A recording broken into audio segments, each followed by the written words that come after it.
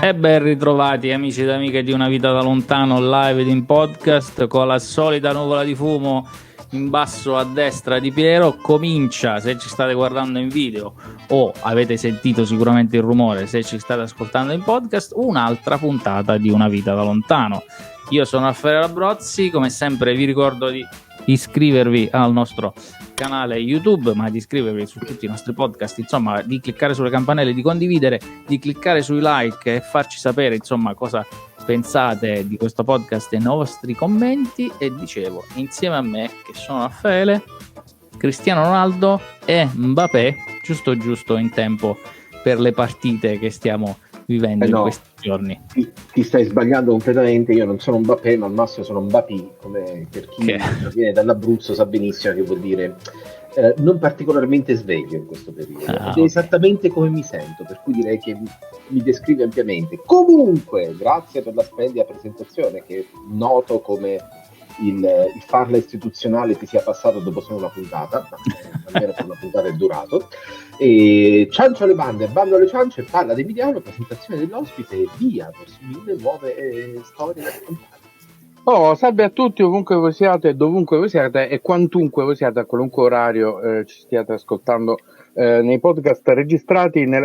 Scusate, mi sono toccato la cuffia.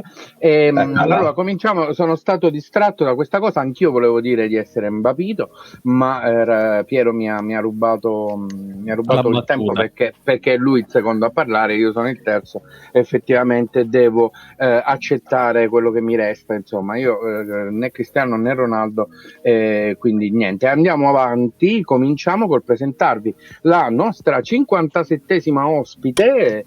Siamo molto molto contenti di aver raggiunto questo risultato e di avere ancora una volta una ospite donna. Diamo il benvenuto a Maria Luisa Malfasi. Ciao, come stai? Ciao, bene, grazie. Allora, si vede... non hai parlato molto con noi. Sì, lei ci ha confessato prima di aver sentito qualche trasmissione, ma giusto gli inizi, per cui lei non sa quello che accade dopo, poi a un certo punto, quindi non svegliamo. Allora c'è una bella luce che traspare dalla finestra alle tue spalle, quindi sembrerebbe che tipo tu stai, che ne so, in un posto caldo, una Grecia, una Spagna, anche una Malta o anche un po' più a sud, e invece sei in uno di quei paesi che noi abbiamo visitato spessissimissimamente, pieno di italiani, ma anche pieno di un clima, diciamo, non proprio affascinante e attirativo, perché sei nel Regno Unito. E sì. Ti faccio dire a te la città, perché io sicuramente la dico con l'accento sbagliato, diciamo, all'italiana. Norwich, che per noi Norwich. Esatto. Per noi italiani dove c'è la famosa squadra di calcio? Dove c'è la famosa squadra di calcio? Sì. Canarini, Norwich County. I famosi Canarini, sì. Sì, lo stadio non è lontano da dove abito, infatti. Il Regno Unito è famoso per avere gli stadi ancora in parti di città abitate molto vicine, quindi capita abbastanza spesso. E la domanda che vorrei farti subito, ma ovviamente la risposta verrà dopo il tuo racconto. Che giro hai dovuto fare per finire a noi? Mamma mia. E da queste risposte capiamo che i tuoi giri sono stati tanti, sono stati lunghi e hai fatto un sacco di cose prima di finire lì. Ma come è cominciato tutto? Come è venuta fuori questa tua decisione di lasciare casa, di lasciare l'Italia, e soprattutto, anzi, prima di cominciare questa cosa, da dove vieni dall'Italia? Qual è da Cremona. Da Cremona. Con furore. Con furore. Se hai fatto l'università, sei andata via di casa per l'università oppure hai iniziato direttamente questo viaggio? Ho fatto l'università a Parma, mi sono laureata nel 2000 e con una mia amica abbiamo deciso di venire qua per imparare l'inglese e tornare in Italia e cercare lavoro. Poi siamo venute qua Bel programma, questa è una... come tutti, quindi siamo venuti qua a giugno 2000, poi abbiamo trovato lavoro, ovviamente, lavoro qualificante come lavapiatti, cameriere, runner, manco cameriera. Manco cameriera perché non parlavo pochissimo l'inglese, quindi così. Mi davano i piatti, tu portasi i piatti, portasi i bicchieri, vai. Quindi il famoso lavoro che in Italia non farebbe mai nessuno, ma perché poi quando si va a Londra invece fanno tutti. Sì, dove sei? A Londra lavoro, trovi lavoro subito, però fai il run. Che se stavi a casa tu avresti trovato, ciao. Buongiorno.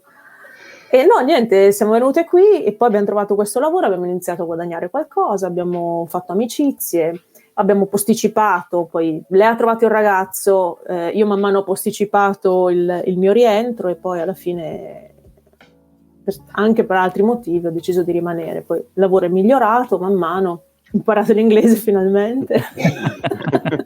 Quindi hai potuto avere un lavoro migliore rispetto a quello run.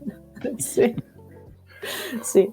Oh, che studi, non so se l'hai già detto che studi hai fatto. No, economia aziendale, sì. E quindi ti sei ritrovata, a parte la fase iniziale dell'espatrio, così per la lingua, a fare cose completamente diverse dalla tua area di studi, ma poi il proseguo della tua avventura ti ha riportato all'interno del tuo ambito professionale, oppure ti sei dovuta reinventare più volte? Dopo un po', ho lavorato 2 anni da Harvey Nichols al caffè, al caffè a fare la run. Run, cose, insomma. Ricordo questo episodio in cui ero appena arrivata, insomma, da pochi giorni, avevo giusto imparato a portare questo vassoio e mi dissero: devi portare questo cappuccino, questa cioccolata al tavolo là. E io mi giro, al tavolo c'erano 2 ragazze, una mangiava il risotto e l'altra stava mangiando la pasta asciutta. E io ho detto: è sbagliato, l'ordine è sbagliato, cioè non posso, è impossibile che questi bevano la cioccolata calda e il cappuccino. Vai, ma nel frattempo arrivavano ordini su ordini. Quindi niente, io un po' così incerta sono arrivata, cappuccino, hot chocolate, e loro sì, dai, dammelo. Risotto, pasta, cappuccino. Mamma, orripilante. Chi di noi non puccia una sana pennetta alla boscaiola dentro la cioccolata calda? Mamma mia, sì, questo mi ha scioccata, però mi ha fatto capire poi tante cose. Oppure la richiesta di "Can I have a white coffee?" Io, what? Sì. Flat white. Aspetta che cerco un Dixon. Cos'è? Ecco, questo è, diciamo, il gap culturale shock, no? Diciamo così, una delle prove Highlander. Se riesci a sopravvivere a questo tipo di situazione, vai avanti, capisci che il mondo... devi aprire la mente e basta.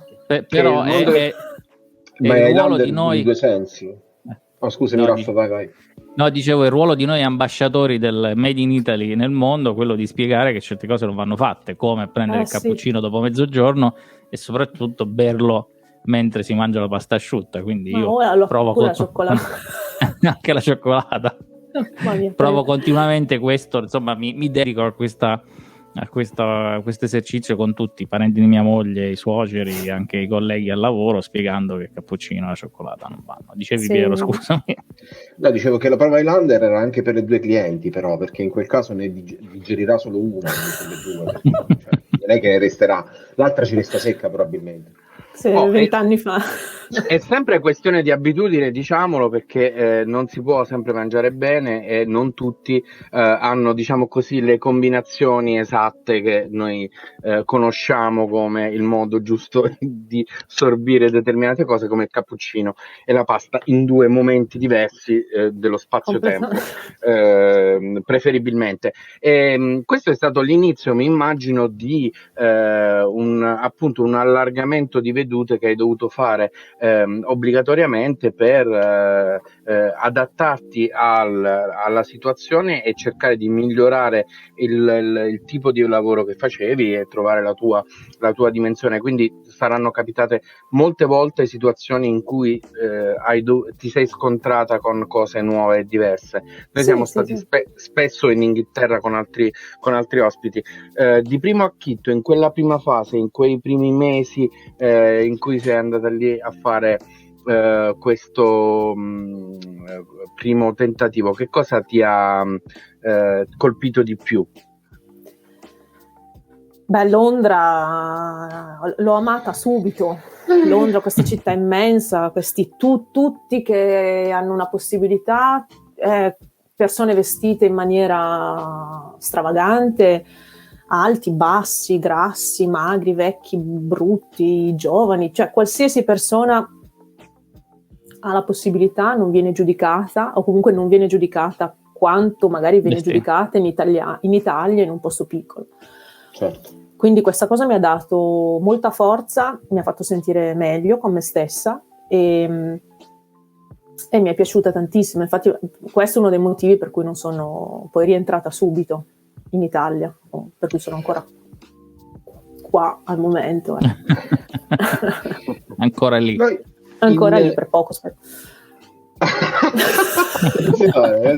Questo lo affrontiamo dopo, dai. C'è già un inizio di rivelazione, attenzione, si è scoperto no, in realtà è una speranza. una speranza vana o una speranza seria? Fondata. Per adesso più vana che fondata. No, quindi un progetto a lungo termine, diciamo così, chiamiamolo così. Sì. Sì, scusate. No, invece ho una curiosità velocissima. È stata quanto tempo ha impiegato, diciamo, nella cerchia di persone più o meno ristrette che invece erano rimaste a casa, quindi tra Cremona e Parma, diciamo, a spiegare loro che la tua vita all'estero, cioè tu facevi cose, lavoravi, non eri in vacanza continua? Perché è un argomento che ho sentito ripetersi spesso tra noi che viviamo fuori, che quando torni a casa, ma beato te che stai fuori, ma fuori sto a vivere, sto lavorando, pago le tasse. Sì, ma è capitato anche a me, però soprattutto il mio lavoro veniva quasi considerato come un ma sì. Vabbè. Sì, certo. Cioè, ma guarda che io mi alzo presto, vado a lavorare, oltretutto si parla tanto del trattamento lavorativo qui. Sì. Perché però io ho fatto turni da 15 ore, ho lavorato 10 giorni, 12 giorni di fila, certo. Non sono stati pagati gli straordinari, insomma diciamo, mi sono scottata, qui ho una cicatrice, forse non so se si vede, da che parte devo girarla, ma insomma, c'ho una cicatrice qua, in buona sostanza, perché la mano sinistra. Al lavoro, sì, anche qui incidente di lavoro, spinaci bollenti, mi si è rovesciato un piattino di spinaci bollenti, dei buchi proprio, completamente da mettere nella zuppa inglese. Ma poi le servite al cliente gli spinaci col condimento oppure no? Sono cascati in terra. No, però ero veramente la mano completamente rovinata, l'ho tenuta fasciata per 1 mese e mezzo, però nessuno al lavoro mi ha aiutato, nessuno mi ha detto vai in infermeria, cioè ho continuato a lavorare, quindi queste condizioni, in Italia si parla tanto delle condizioni di lavoro, però anche qua non è che siano eccezionali. Però quando tornavo a casa o quando parlavo con i miei amici, no vabbè, ma il tuo lavoro, ma sì, cioè tanto sei là, esci, ti diverti. Sì, no, ma insomma, farsi 1 ora di metropolitana o di autobus che non passa, insomma, tutte queste cose non vengono mai viste Quindi sì, è stato duro far capire questo. No, è anche, diciamo così, già è complicato spiegare determinate questioni su determinati lavori che fanno determinate persone anche in Italia, figuriamoci metterci diciamo così, un paese diverso con delle abitudini, delle organizzazioni di lavoro diverso e poi diciamo così il fascino dell'esotico, no? E cosa ti ha diciamo così, cosa ti ha colpito di più in questo distacco, diciamo così, dalla tua situazione italiana di famiglia e amici amici, con il nuovo paese, il nuovo lavoro e magari anche le nuove opportunità, il tuo desiderio di costruirti un percorso all'estero. Hai sentito supporto? Ti sentivi tifata? Oppure no, ti sentivi tanto torni, non c'è problema, ci vediamo fra qualche mese? Sì, no, mi sentivo che non capivano perché. Sì. Perché sei laureata? Perché? Mo' l'hai imparato l'inglese dopo 3 mesi. Via, torna. Perché? Perché devi fare la cameriera? Perché queste cose? Quindi sì, c'è stata un'incomprensione di base grande.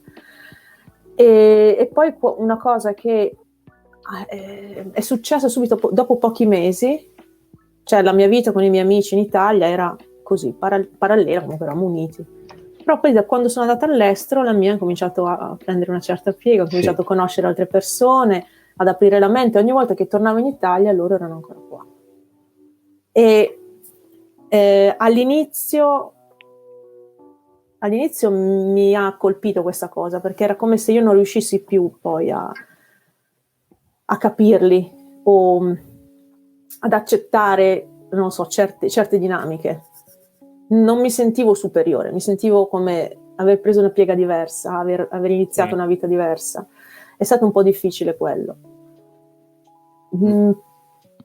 E adesso quindi ci sono stati pensi... un po' di anni di distacco, comunque sentirsi un pochettino meno. Poi ad un certo punto invece ci siamo riavvicinati, adesso sono passati tanti anni, per cui c'è lo stesso rapporto che avevo tanto tempo fa con i miei amici, c'è ancora. Bello. Però all'inizio è stato proprio un po' wow.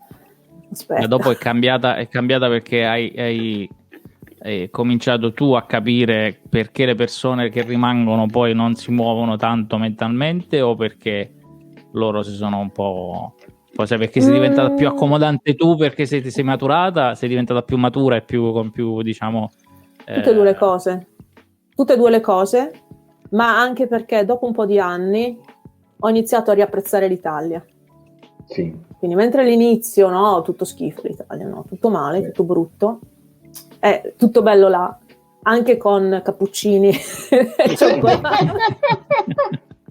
Nonostante questo, nonostante il white coffee, queste cose, tutto bello. Però poi a un certo punto vedi e dici no, aspetta un attimo, non è tutto bello qua, è tutto brutto là, 50-50. Dobbiamo cercare magari di guardare cosa funziona da una parte, cosa funziona dall'altra, e cercare di copiarci invece di andare ognuno per la propria strada e dire io sono più bravo di te, tu sei più bravo di me. E questa è una caratteristica dei... Sì, scusa Piero, no, volevo dire solo che è una caratteristica dei processi che non sono univoci, nel senso che non hanno una sola direzione. Quindi spesso e volentieri tu parti con una convinzione, di solito quando si è giovani o con poche esperienze diverse, si ha questa cosa del bianco-nero, appunto, di avere una sola direzione. Poi nel tempo ci si accorge invece che le direzioni sono due e ci si cambia mutualmente, per cui sicuramente il Regno Unito avrà cambiato te, come tu in buona parte avrai contribuito a cambiare il Regno Unito nel tempo. In maniera massiccia. Come una goccia, non come il mare. Tanti stranieri, tanti espatriati insieme piano piano possono cambiare un paese, e allo stesso modo avrai cambiato anche in una minima parte i tuoi amici, i tuoi familiari, perché con la tua esperienza che hai messo in comune con loro, nolenti o volenti, diciamo così, per cui questo è un processo continuo che quando va bene è di arricchimento e di crescita comune, anche se uno non se ne accorge, anche se qualcuno non vuole, diciamo così. La domanda che ci facciamo noi altri a questo punto, Piero: siamo riusciti a cambiare Emiliano noi? No, ma penso che non riusciremo nemmeno a cambiare il podcast nei prossimi 5 anni. Direi che fermi sulle nostre posizioni. Assolutamente, noi come l'ultimo soldato giapponese nella giungla, sto cercando di assumere un po' più la postura con gli occhi a mandorla, scusate, l'espressione con gli occhi a mandorla, ma l'allenamento mi migliorerà con il tempo, questo sì. Prendete nota, perché volevo fare la terza notazione seria in oltre 50 puntate, che era ciò che avete detto, che secondo me è giustissimo tutto. Credo che una parte del allontanarsi e poi riavvicinarsi, che anche questo sento come un'esperienza comune a molti, è dovuta anche a due velocità diverse con cui tu vivi la tua vita. Quando sei fuori e hai molta meno rete di protezione, molto meno network, specie all'inizio, che ti può aiutare, tu non solo sei ultra concentrato a risolvere i problemi o comunque gli stimoli che ti si presentano davanti, ma apprendi ad anticiparli, per cui inizi veramente a correre con una frequenza di passo molto più alta. Poi a un certo punto probabilmente gli altri stanno facendo una mezza maratona, arrivi a un momento in cui anche tu prendi fiato, ti stabilizzi un po' e gli altri si riavvicinano, per cui riesci anche più semplice avvicinarsi. Avevo pensato fosse una cosa seria, ora che ho finito di ascoltarmi credo sia una cosa che forse andrebbe spiegata meglio, ma lasciamola perdere, morire lì. Va bene, seguiteci nei nostri contenuti speciali. Nei nostri contenuti speciali che sono no, invece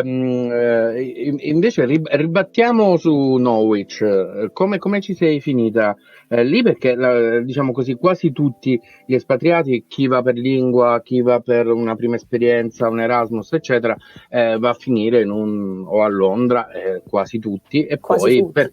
Per caso si finisce da qualche altra parte. Il tuo percorso com'è stato e com'è vivere in una città inglese che non è Londra? Questa domanda all'atere, diciamo. Allora, il percorso è stato che io sono andata a Londra, dopo 12 anni sono ritornata in Italia un anno, poi sono ritornata a Londra per motivi personali, diciamo. Ho lavorato a Milano, andavo d'accordissimo con tutti i colleghi eccetera, però non riuscivo ad abituarmi perché non ero a casa, comunque non ero a Cremona e non avevo amici, avevo dei colleghi stupendi ma non avevo amici, quindi vabbè, ho deciso di rientrare qua e dopo ho incontrato la persona che io sono gay, sarebbe diventata mia moglie subito, appena sono rientrato dopo pochi mesi. E lei abitava fuori Londra, quindi mi sono trasferita, abbiamo comprato casa a Woking, dove c'è come si chiama? La McLaren, sì. Sì. È il Maranello inglese. E poi abbiamo deciso di avere un bimbo è nato 4 anni fa, meraviglioso, però ci siamo ritrovati a non avere nessuna famiglia vicino, perché i miei stanno in Italia ovviamente, i suoi invece stanno vicino a Norwich.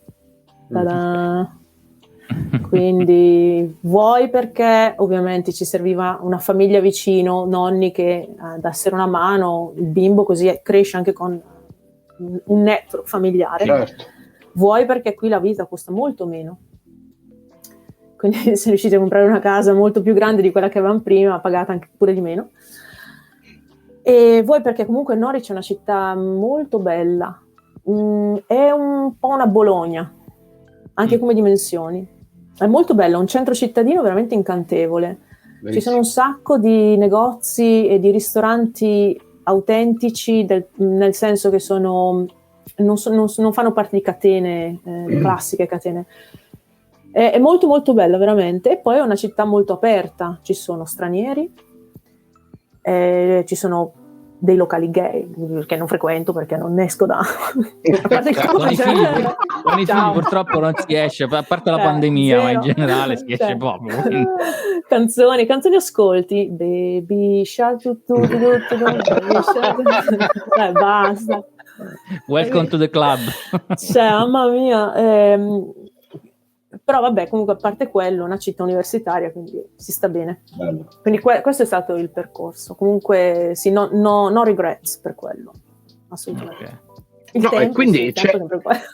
Vabbè, però il tempo non è che cambia poi tanto, diciamo a 300 km di distanza. No, devo dire che il problema già se arrivi in Lancashire ne parliamo. Parentesi tempo, se guardi le persone che sono in quella che noi chiamiamo Cornovaglia, sembra che sia, non so, la Sicilia, perché molto c'è sempre bella. Il sole, quindi non so.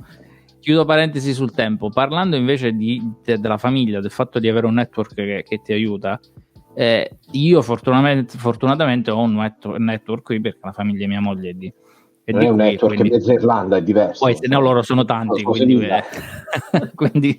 quindi è facile. Però noto sia con i colleghi di lavoro, soprattutto ovviamente quelli stranieri, ma che è il fatto poi di avere figli e di crearsi una famiglia in un posto dove non si hanno i nonni, dove non si hanno le sorelle e i cugini, diventa sempre complicato. Quindi anche quello è, secondo me, un punto in più per chi come noi, diciamo, fa dei figli all'estero, ma soprattutto per il fatto che non è mai semplice, no? Vivere una situazione così, quindi è facile, è un po' più semplice vivere vicini ai nonni e fare questo tipo di scelte, no? Assolutamente, sì. Infatti, per fortuna che ci sono i genitori di Kerry, se no non sapremmo come fare. Bene. In quel caso lì adesso non vorrei Sì. stare qui a prendermela sul personale, che questi due mi stanno squalificando perché vivo all'estero ma ancora non ho eredi, però ecco, quindi che vuoi fare, direbbe mia mamma. Novità? Ti regalo una forchetta, ma non posso dire sul vabbè, comunque posso dire del nostro collega Piero che, pur essendo singolo e senza necessità diciamo così di network di supporto per motivi familiari, lui comunque nel tempo ogni tanto ritorna in un posto dove ha una rete familiare, che è la città da dove sta andando via in questo momento. Quindi va via e poi torna, va via e poi torna, dalla linea che abbiamo già detto più volte, uno dei posti più brutti d'Europa. Però c'è un motivo per ci vivo, posso dire, voi no, sia chiaro. Però c'è una delle serie televisive più famose di Netflix che si chiama La Linea. Quindi vi consiglio, Netflix non ci paga, ma guardatevela. Netflix non me l'ha mai consigliato, questo lo posso dire, cioè io voglio sapere cosa guardi di solito, tantissime cose. Però torniamo alla nostra ospite, che ci ha detto nell'ultimo, diciamo, segmento sostanzialmente una super rivoluzione, un triplo salto mortale carpiato all'indietro della sua vita, che è avvenuto nel momento in cui lei è tornata dall'Italia per un anno e poteva, cioè una sliding door assoluta, una freccia di Cupido che ti è accaduta. Primo, se non fossi tornata in Italia per vari motivi, non avresti capito che, diciamo, era a parità di lavoro lontano da casa, diciamo, quella natia, tanto meglio stare in Inghilterra piuttosto che stare a Milano. Qui potremmo fare 100 battute su Milano e milanesi, e noi che siamo tutti e tre abruzzesi, diciamo così, facciamo battute, diciamocelo proprio. Facciamo battute volentieri. Io sono di Cremona, sì, quindi 100 chilometri a sud di Milano, ok? A me Milano non è mai piaciuta. Che donna intelligente. Io ho sempre avuto... E così, i milanesi anche troppo simpatici. Però devo spezzare una lancia in favore di Milano e dei milanesi. Ho fatto un anno a Milano, ho conosciuto tanti milanesi simpaticissimi che sono miei grandi amici al momento. E Milano va scoperta. Perché se paragoni Milano a Roma, a Venezia, a Firenze, non c'è paragone proprio. Però quando cammini per Milano scopri degli angoli della città che sono estremamente belli e romantici. E te lo dice una persona che a Milano proprio ci sono andata neppure dipinta. Eppure ci tornerei volentieri, perlomeno un giorno. Senti, ma la tua percezione di Milano, che era una città che sicuramente conoscevi anche prima di andare all'estero? No, non la conoscevo poco. C'è stata 3 volte. Ecco, ma la percezione, allora, quindi estendo, la percezione dell'Italia nel momento in cui ritorni cambia così tanto, almeno a te, rispetto all'esperienza che hai vissuto nella prima parte in Inghilterra? Quando sei tornata in Italia, la tua percezione dell'italia è cambiata? L'ho vista migliorata l'Italia. Io, personalmente, magari... magari nel senso, magari era uguale e tu l'hai vista migliorata, oppure non è uguale, era peggio prima, quando sei tornata qualcosa è cambiato, qualcosa è migliorato? Non lo so, io l'ho vista migliorata in generale. Le persone che ho conosciuto quando sono rientrata in Italia, oppure anche le persone che erano amici miei in passato, con cui mi sono poi rimessa in contatto, persone che ho conosciuto a Cremona, che è un centro piccolo, dopo essere ritornata tramite amici, tramite parenti, eccetera. Tutte queste persone le ho viste con una mente molto più aperta rispetto a prima. Quindi è stata una sorpresa in positivo, soprattutto tornare a casa con moglie e bambino, che cioè è un bel insomma punto, da spiegare, no? con tante Sì. persone da spiegare non è proprio così intuitivo, anche perché io non sono esplicitamente esteticamente gay. Se mi vedi non lo capisci. Ecco, non voglio dire. Quindi non c'è la bandiera col baleno tatuata sulla fronte. Non c'ho la bandiera e non ho mai detto nulla a nessuno, che sono fatti miei. Però tornare a casa ovviamente con una persona, mia moglie e il bambino, ovviamente i vicini di casa, dei miei genitori, amici di amici, persone che incontri per strada, com'è la storia, tutti così. Io gliel'ho spiegato molto tranquillamente, loro, oh, che figo, che bello, wow, bravissima. Lì è stato proprio togliersi un peso, ma non solo togliersi un peso di quel momento, è stato pensare, ma aspetta un attimo, allora la situazione non è come quella che ho lasciato anni prima e non è così male come a volte si legge. Questa è un'altra cosa, mi viene in mente che sottolineerei tantissimo, sì, perché veramente a volte passa, specie per noi che siamo fuori, dobbiamo per forza avere notizie mediate da diversi canali di informazione. A volte arriva un ritratto di una crudezza anche estrema. Sì. Poi parli con la gente, non è così, è il contrario. Ed è strano, soprattutto adesso. Questo è un podcast che va sentito anche tra 1000 anni, ma in questo momento in Italia c'è un dibattito a proposito di una legge. L'hai detto va sentito proprio con un tono impositivo, cioè dovete sentirlo, e se l'avete anche tra 1000 sola, anni risentitelo, quindi e continuate a campare fra 1000 anni, per esempio, sia chiaro. Perché le storie non devono avere tempo, no? Devono essere raccontate, e quindi uno le può ascoltare tra oggi, ma le può ascoltare anche tra 10 anni. Però in questo momento in cui raccontiamo la storia di Maria Luisa, c'è una legge in Italia che è un pochino travagliata, mettiamola così, senza usare eufemismi, e quindi mi viene al dubbio ancora di più del fatto che, non il dubbio, ma sono sorpreso del fatto che Maria Luisa ci dica però non è così brutta come la vedi e come la vediamo da qua, perché poi è come dice Piero, magari abbiamo dei filtri e quindi quello che ci arriva nei notiziari e nei telegiornali non è poi quello che la gente si sente per strada, mettiamolo così, no? Poi diciamo sempre citiamola, tra l'altro la legge e il DD e la ZAN, la proposta di legge Zan, in cui non ci ficchiamo semplicemente per una questione che è molto semplice, prendere una posizione, diciamo così, politica e sociale, in cui nel momento in cui estendi dei diritti, aggiungi delle tutele a chi che sia, diciamo che a noi sta bene. Nel caso specifico, in questo paese invece è venuto fuori un dibattito effettivamente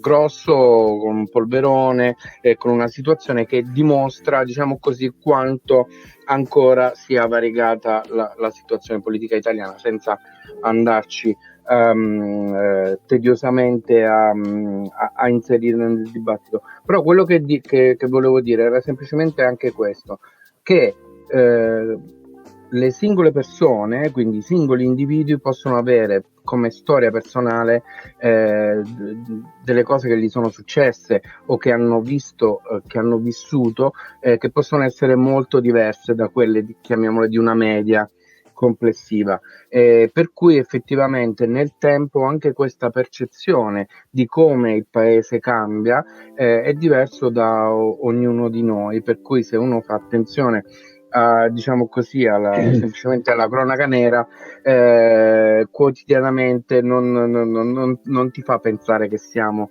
nel XXI secolo, no. Insomma, che siamo ancora un po' indietro.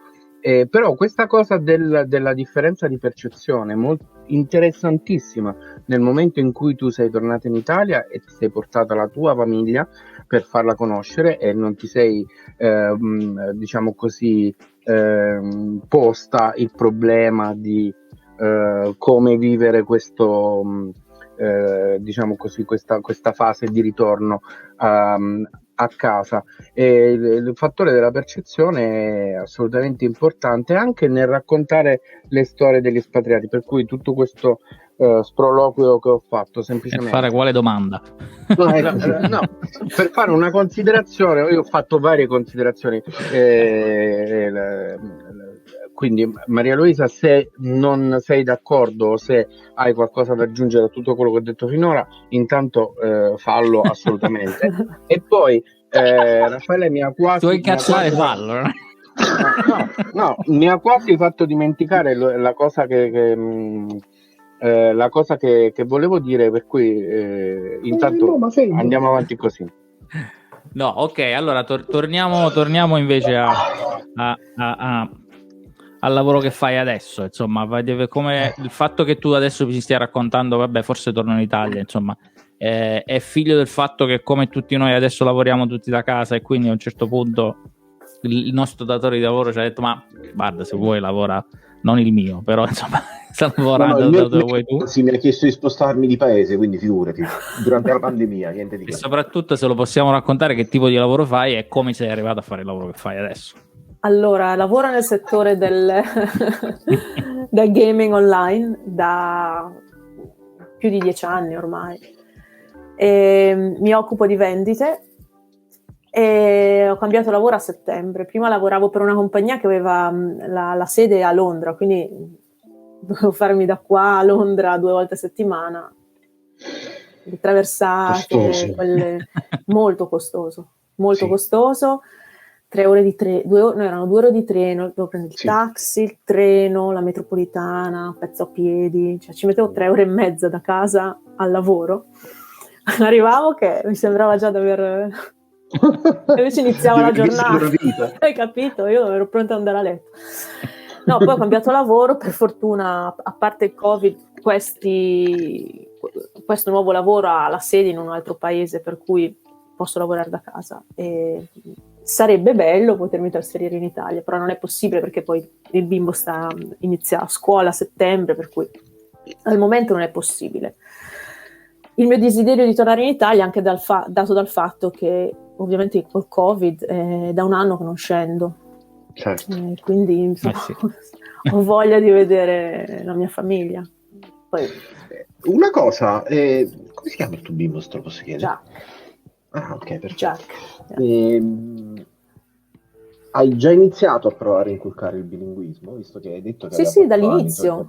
Gli parlo solo in italiano. Sì.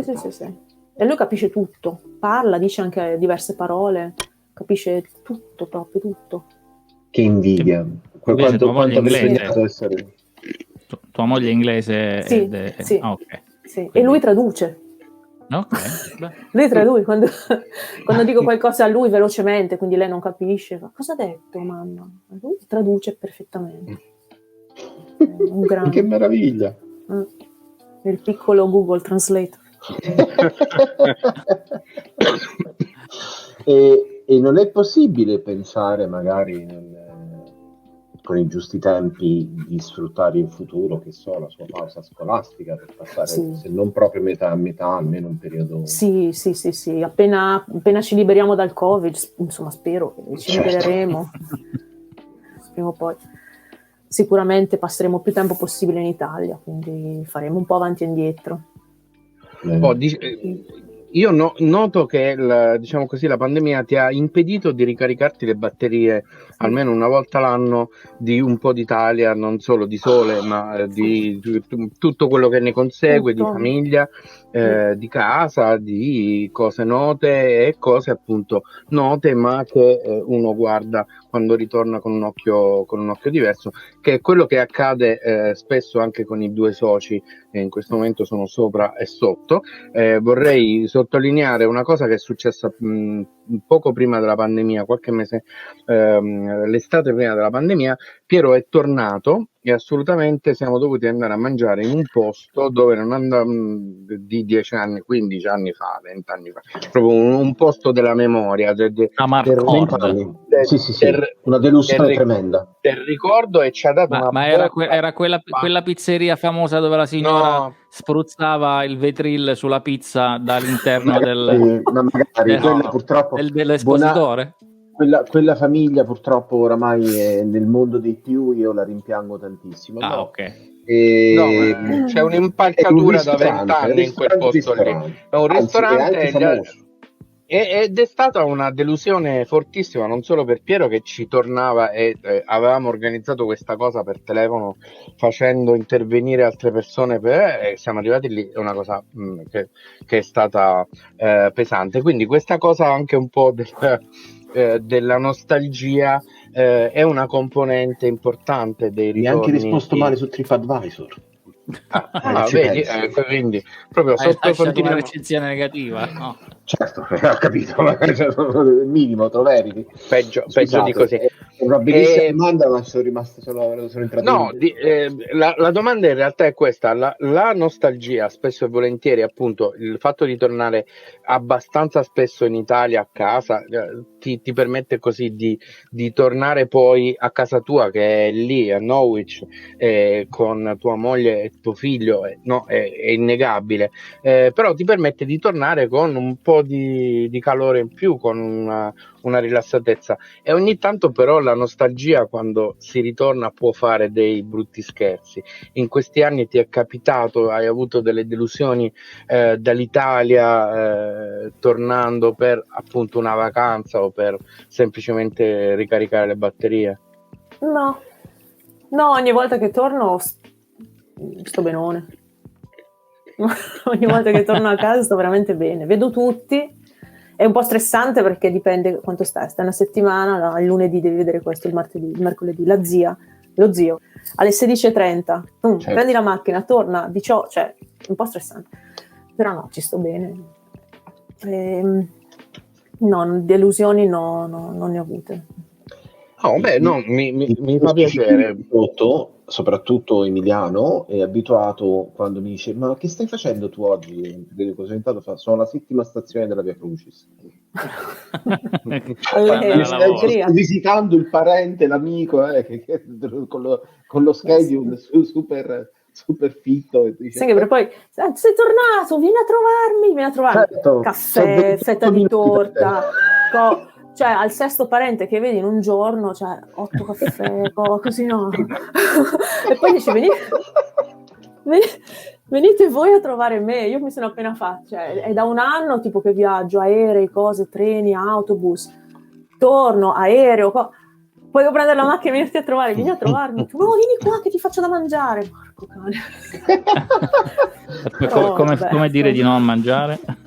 Le vacanze in incastri poi diventano, perché bisogna avere un personal assistant che come dire gestisce la tua rubrica giornaliera in quei giorni che sei in Italia, per cercare di fare il più possibile per vedere più persone possibili. Arrivati a questo punto che siamo quasi a un quarto d'ora dalla fine, più o meno. Esatto, quasi a 3/4, e possiamo iniziare vagamente, Piero, con le nostre domande delle 100 pistole. Abbiamo capito che, per esempio, se ti chiediamo dov'è casa tua, ovviamente casa tua è dove è la tua famiglia, il tuo nucleo, dove siete voi tre, no? Ovviamente sì, in qualunque posto voi siate, anche Cremona, quindi ancora c'hai un dualismo, diciamo così.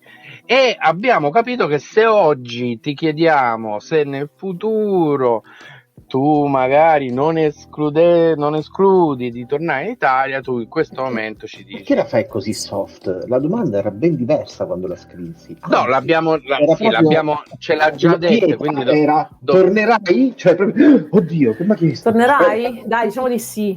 Non so quando, ma sì. Quello è il piano è quello di tornare. Ok. Quindi tua moglie si piglia l'Italia con tutto il pacchetto, insomma, senza protestare. Non lo sa ancora. Invece no, che rapporto, o meglio, come l'hai vista il rapporto con la tua Italia quando è venuta giù?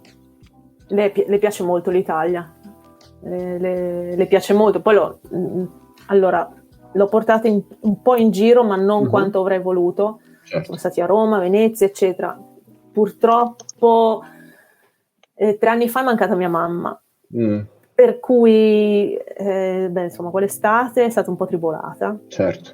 E le volte successive in cui siamo scesi ho cercato di stare il più possibile a casa con mio papà.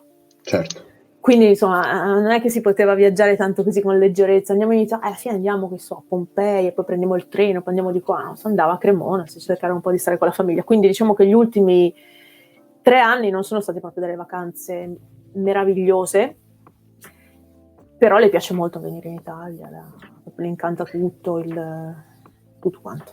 Tranne quando arrivano tipo le mie zie che rappigliano per qua.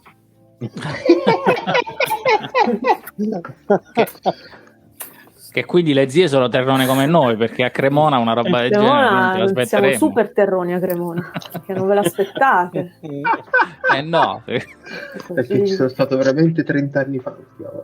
Io ricordo le mie prozie con terrore, me le ricordo ancora con terrore. Ne avevo tante. C'erano i miei nonni, fratelli, sorelle, una cifra. Quindi no, invece l'altra curiosità, scusami Raffaele, no, vai. Perché la mettevo in correlazione appunto con la povera Catherine, che è la moglie tanto paziente del nostro amico Raffaele, che quando viene soprattutto giù dalle parti nostre si becca un 85% di dialetto italianizzato e un 15% ma non a casa mia. Anche tu ora parliamo quando non a casa sua, quando è con noi amici, che tra l'altro parliamo anche inglese. A quel punto ti inizi a comunicare, sai, proprio in maniera quasi solo gesti, cose del genere. La povera è lì, poi tu dici: oh, scusa Catherine, dunque negli ultimi 20 minuti abbiamo detto questo. È successo anche lì, cioè sì. Oppure c'è una migliore facilità di comunicazione per voi? No. Bene, è comune. No, non c'è migliore, soprattutto con mio papà che parla abbastanza, però ovviamente mescolando italiano dialetto, poi parla con me, chiedi a lei così, chiedi questo, parla in dialetto, poi fa delle battute, Kerry, ma cosa ha detto? Cose irrilevanti, cose intraducibili, ma soprattutto irrilevanti, non tanto quindi traduci intanto che sto mangiando, traduci questo, mamma mia, passo veramente le vacanze a tradurre. Poi qualche anno fa, quando c'era ancora mamma, si era scaricata non so se era il Google Translator o qualche altra app, parli, sì, forse il Translator, non so, e traduce, Duolingo, quindi parlo con Kerry, a posto. Solo che a posto se tu metti soggetto, verbo, complemento e fai delle frasi corte. Se incominci a fare dei ragionamenti, quello impazzisce. Erano uscite delle traduzioni veramente carine, famose. Ma perché? Cioè, non ricordo adesso però vabbè, insomma, sì, no. Queste situazioni. In favore di mia moglie adesso posso anche raccontarvi che ieri è stato un anno intero di ciclo di lezioni di italiano, quindi adesso il trucco sarà farla parlare italiano il più possibile quando Io quando parlo di tua moglie di solito la definisco anche quella santa donna. No, certo, ovviamente, ma in generale perché supporta, esatto, perché supporta anche le riunioni con i tuoi amici in Italia, che sono forse quasi peggio dell'aver sposato te. Forse. Ecco. Ok, allora abbiamo 12 minuti scarsi. Io prima di darvi la parola e quindi di cominciare a fare un paio di domande e poi andare verso la conclusione, vi devo per forza ricordare: 1, di iscrivervi al canale YouTube, quindi cercate Una vita da lontano; 2, di cliccare su tutti i like possibili e immaginabili, di cliccare sulla campanella sempre sul canale YouTube, così sapete quando c'è un nuovo video, c'è una nuova diretta, eccetera eccetera; di iscrivervi ai nostri podcast, basta cercare Una vita da lontano se parlate in italiano, oppure A Life from Afar se parlate in inglese, perché comunque lo trovate anche tradotto in inglese almeno su YouTube, quindi con i sottotitoli, che in alcuni punti anche hanno i sottotitoli in spagnolo. Quindi ma a noi ci hanno tradotto in italiano? A noi no, quindi infatti ogni tanto il sottotitolo si imballa, come si direbbe dalle nostre parti, però ci guardi e dicevo, ma voi... però soprattutto la puntata precedente, che è stata fatta mezza in italiano e mezza in inglese, ma mettiamo diciamo l'importante è che vi iscrivete, ok? Che cliccate sui like e che condividete le nostre mirabolanti storie, le mirabolanti avventure. Questo vi devo dire a questo punto della puntata, prego. Mirabolanti. Soprattutto campanella adesso, ragazzi, che fra 1 o 2 puntate ci fermiamo per un po' e poi riprendiamo, quindi dovete essere adesso, che proprio dovete sapere. Ci fermiamo con i live, però poi insomma almeno una volta alla settimana cerchiamo di caricare sfrutti le mie miserie per fare altri video, ricordo certo. Bene. Scusami, non devo interrompere. No, purtroppo oggi con 30 gradi qui, cioè a me mi passano dalla testa le cose. Quindi tu ti vuoi proprio far odiare da Maria Luisa oggi? No, oggi cominci la frase con purtroppo 30 gradi. Oggi è delirante, amici. L'altro ieri è stata una cosa, come dire, il meteo ti dice, ok, sono 3 mesi che non hai 2 giorni di fila in cui non piove o non fa una temperatura più bassa della stagione, quindi tutta la primavera così, poi un giorno arriva, va bene, oggi è estate e non dormi, e questo è stato proprio di cattiveria, non dici, oh, che bello, fa caldo, è estate, no, adesso ti muori. Scusa, questo per giustificarmi, Maria Luisa, non volevo assolutamente rigirare il coltello nella piaga. No, dicevo, mirabolanti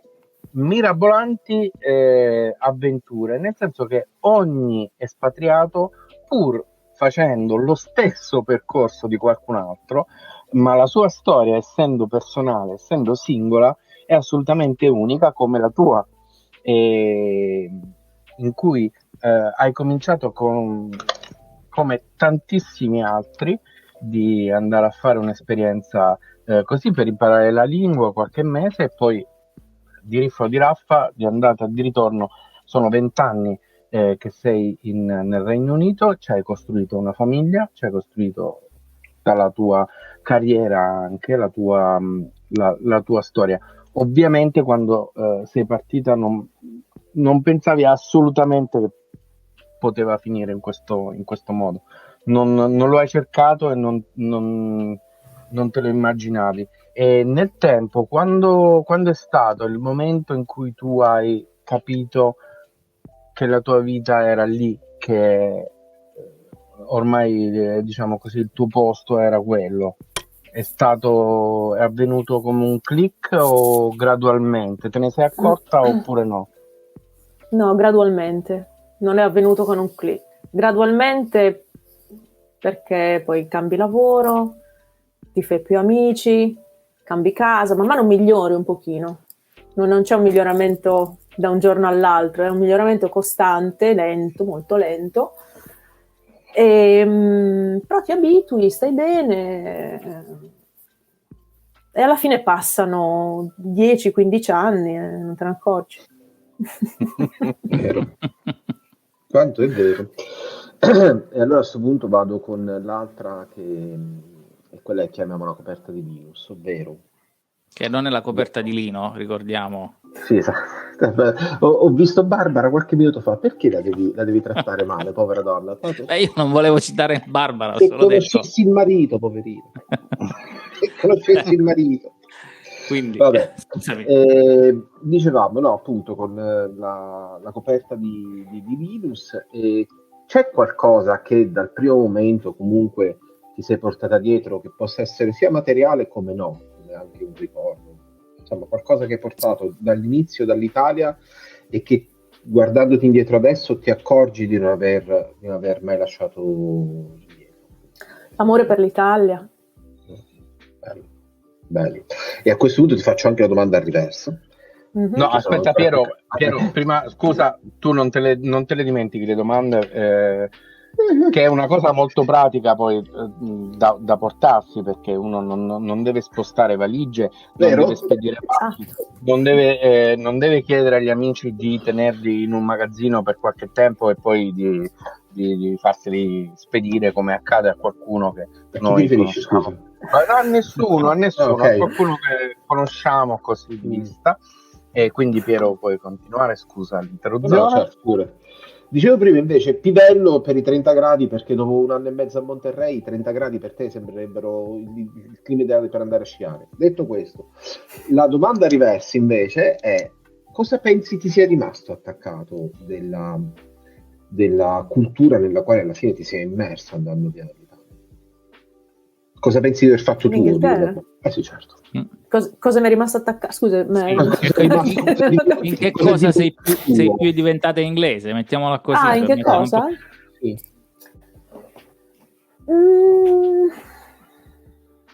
Allora, ci sono diverse cose.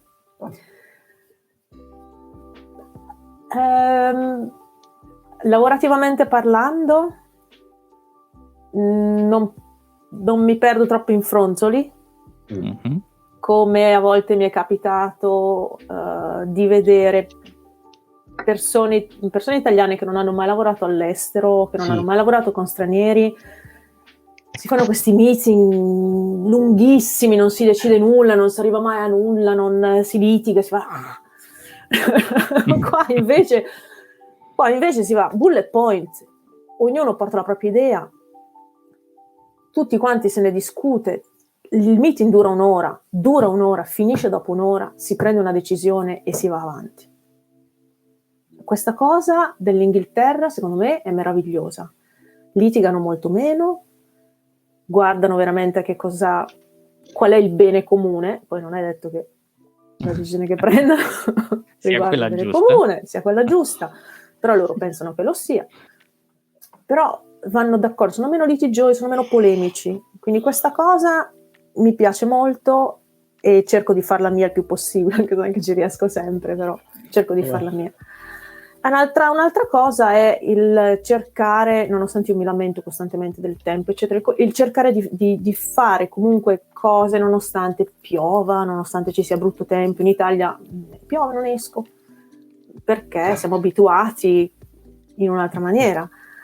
E qui ci devi uscire lo stesso, perché c'è sempre... stai chiuso in casa. Quindi, insomma, in Italia è una scusa per riuscire a stare in casa, quella di che piove ogni tanto. Anche la seconda è molto interessante, ma la prima, ti giuro, dopo credo la barriera culturale più violenta che abbia affrontato in vita mia è stata entrare in un meeting nel primo meeting in Messico venendo dall'Inghilterra. Primo meeting in Messico, mi siedo, meeting 3 ore. Come avete prenotato 3 ore? Cioè, a me era vietato prenotare 3 ore nell'azienda dove lavoravo prima. Cioè, quando superavi i 45 minuti dovevi giustificare presentando l'elenco dei talking points. Per cui già quello, invece questi avevano prenotato 3 ore e dopo 1 ora e 10 non avevano finito con i saluti introduttivi. Ecco, poi comincia con i mariachi che entrano dentro, il taco che te lo devi mangiare, e che la guacamole che fanno la prepari, e quindi diventa tutto un po' così, no? Non era fino a questo punto, ma ci siamo andati molto vicini. Però dire la verità che a un certo punto i mariachi non c'erano, ma io ho iniziato ad avere visioni di mariachi che passavano davanti. Diciamo anche che le buone pratiche non si trasferiscono attraverso i paesi, attraverso anche campi diversi di lavoro. È difficile, ci vuole un po' di lavoro, ci vuole qualcuno che si trasferisca da un ambiente a un altro, da un paese a un altro, e che abbia la voglia, la costanza e la forza di dire: scusate, ma che cosa stiamo facendo qui? Cioè, noi abbiamo un bel modo di là che funziona bene, possiamo adattarlo, ma alla fine sai come va bene a quel modo lì. Sai come finisce? Che ti chiamano il seco, perché sei quello che arriva ed è troppo dry, è troppo asciutto nelle cose che vuole dire. Quindi arriva, ho capito, amici, ma ora Piero il seco. Grazie. 3 ore di meeting, ma se noi possiamo finire in mezz'ora di meeting, no? Ma se 2 ore e mezzo ce ne usciamo e andiamo a bere margarita, ma ne va buono, non va bene lo stesso. Scusate se sono tornato al 59 minuti e 59 e 4 e 5 chiudiamo. Noi ti ringraziamo assolutamente per aver condiviso con noi la tua storia, per averci raccontato tantissime cose di te, di come sei diventata espatriata, di come vedi il mondo, la vita, il futuro e anche un pochino il passato. Grazie mille Maria Luisa. Grazie a voi. Con noi. Se vuoi lasciare un messaggio, dire qualcosa a tutti dell'espatriare, se hai, che ne so, l'ultimo così, il coniglio dal cilindro di consiglio. Coniglio dal cilindro no, consiglio a tutti di farsi un'esperienza all'estero, tutti quelli che possono. Fatevi un'esperienza all'estero, se potete farvi una vacanza fatela lunga, 3 mesi all'estero, ovviamente non è per tutti. Però sì, fatevela, immergetevi nella cultura, nella vita del paese, non semplicemente andate in vacanza e poi finite in pizzeria o a mangiare italiano o pensate di essere migliori. Andate, vedete dove vive la gente, cosa fa, se potete trovare un lavoro, 6 mesi, un anno, fatelo, poi tornate. Sì, in Italia si sta meglio forse. Però... però veramente esorto tutti, perché secondo me questo è una crescita personale enorme. Sì. E se tutti i ragazzi italiani potessero farsi un'esperienza anche solo di 6 mesi all'estero e poi tornare in Italia, l'Italia crescerebbe così tanto. Sì. Secondo me poi... Bello, bene, grazie, per me possiamo chiudere qui perché chiusura migliore di puntata di questa non ci può essere. Grazie ancora Maria Luisa, Piero e Raffaele, conclusioni. Io non do i numeri. È vero che sarebbe la chiusura ideale, ma purtroppo ci sono anche io in questo podcast, per cui adesso faccio cadere il tono e ricordo a tutti che ci sentiamo, se volete, quando volete, come volete, il 27 giugno, che è domenica prossima, per il prologo della puntata successiva. La puntata successiva invece sarà il 1 di luglio, così non ci sbagliamo con il mese. In ogni caso, l'orario, come sempre, sono le 18:30 BST, 19:30 CEST, 20:30 EEST. E se invece siete andati tutti quanti ad Haiti perché eravate dei fan della nostra Maria Luisa e quindi siete finiti a Marie Louise, vi dovrete connettere in quel caso alle 15. Ecco, questa era una vita da lontano. Scusami, sì. Questa era una vita da lontano live in podcast. Abbiamo cominciato raccontando la storia di Maria Luisa che faceva la porter in un ristorante. Mi è venuto in mente che c'è una canzone bellissima di Mario Venuti che si chiama Il più bravo del reame e che ha proprio un pezzo che ricorda queste tipo di cose. Bella, ma andatevela a sentire. Questo era forse il penultimo, mettiamola così, appuntamento della stagione, non lo so, almeno delle nostre interviste, dei nostri podcast. Come sempre vi ricordo di iscrivervi a tutti i nostri canali, è stato un piacere come sempre, noi ci vediamo la prossima settimana, ciao. Ciao.